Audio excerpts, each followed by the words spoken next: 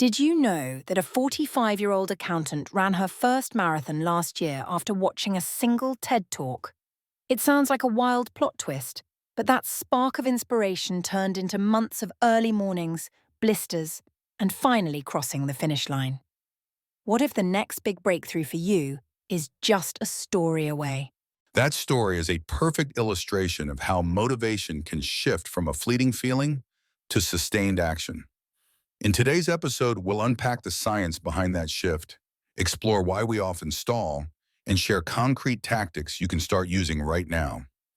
Listeners will walk away with a clearer map of their own motivational landscape. Exactly, Alex. And I'm curious, how many of you have felt that surge of enthusiasm only to watch it fizzle out within a week? If you're nodding, you're not alone. And we've got the answers coming up. Stay tuned, because the first insight might just change how you view your goals. Here's what we'll cover. First, the psychology of motivation and the role of intrinsic versus extrinsic drivers. Second, the common obstacles that sabotage our momentum. Third, proven strategies like goal chunking and habit stacking. And finally, a real-world case study that ties it all together. By the end, you'll have a toolbox you can start applying immediately. But here's what's really interesting. Most people think motivation is a magic force you either have or you don't.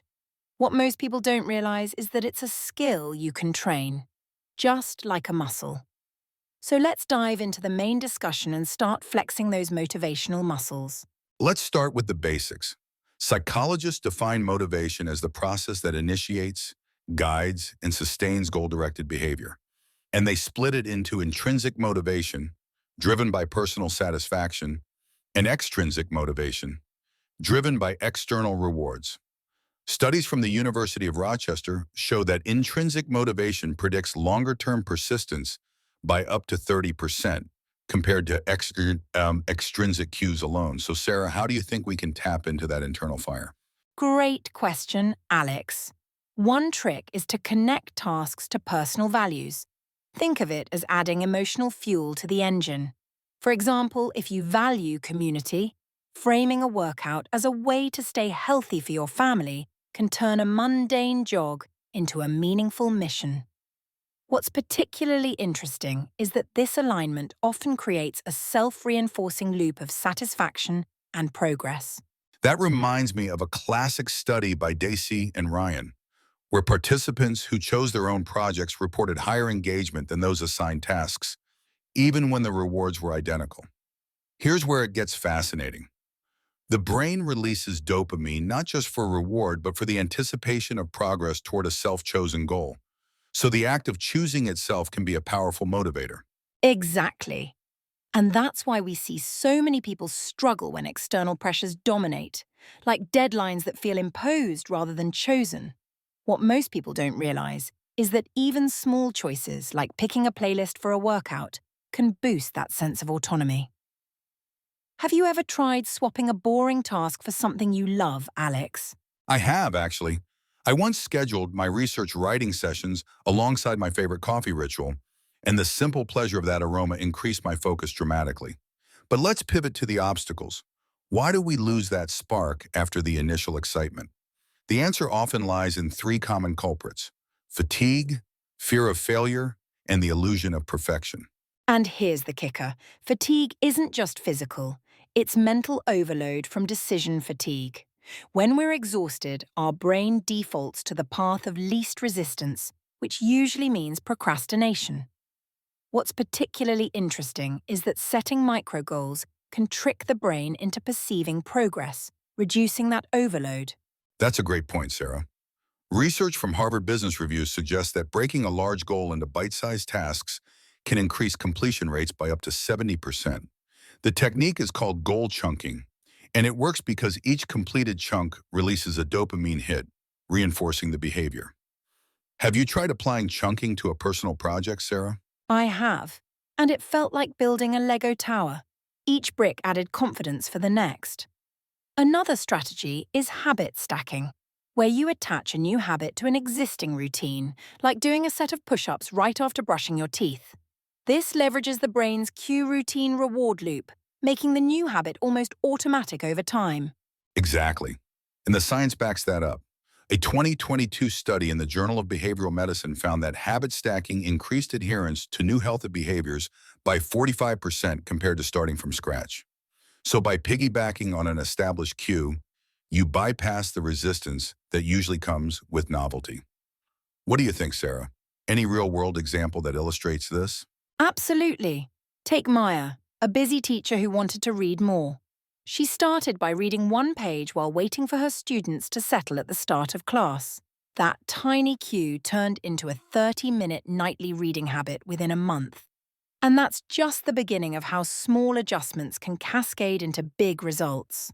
But here's what's really interesting. Motivation also suffers when we set overly ambitious goals that trigger fear of failure. The goal gradient effect tells us that we're most motivated when the goal feels attainable and the progress is visible. So, framing goals with clear milestones can keep the fear at bay and the momentum flowing. And that's a perfect segue into our final case study. Meet Jamal, a software developer who wanted to launch a side app. He started with a micro goal: sketch the app's main screen in 15 minutes each day. After 2 weeks, he had a prototype, which gave him the confidence to build the back end. The momentum from those tiny wins propelled him to a full launch within 6 months. Jamal's story underscores everything we've discussed: intrinsic alignment, chunking, habit stacking, and visible milestones. The data shows that people who track progress are 2.5 times more likely to achieve their goals. So if you're listening and wondering how to start, the first step is simply to write down one micro goal for tomorrow. Exactly. And remember, motivation isn't a single burst. It's a series of tiny sparks that you can nurture. What's particularly interesting is that each spark, no matter how small, adds up to a blaze that can change your life. So, Alex, what's the one actionable tip you'd leave our listeners with? My top tip is to pair a new habit with an existing routine and track the smallest win each day. The act of recording creates a feedback loop that fuels dopamine, reinforcing the behavior. And that's the real game changer for sustainable motivation. Wow, Alex, that was a treasure trove of insights.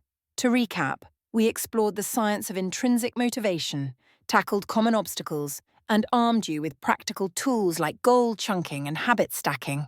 If you start with just one micro goal tomorrow, you'll already be on the path to bigger achievements. That's right, Sarah. Remember, motivation is a skill you can train, not a mystical force you wait for. By aligning tasks with personal values, breaking goals into bite-sized pieces, and tracking tiny wins, you set yourself up for lasting progress. If you found today's episode helpful, please share it with a friend who could use a motivational boost, and don't forget to subscribe so you never miss an episode. We'd love to hear your stories. Drop us a voice note or comment about the micro goal you're starting tomorrow. And stay tuned for our next episode, where we'll dive into the psychology of habit formation and how to break bad habits without willpower. Until then, keep lighting those tiny sparks and watch them grow into a bright, unstoppable fire. Thanks for listening to Motivation Matters. I'm Sarah, and I'm Alex. See you next time.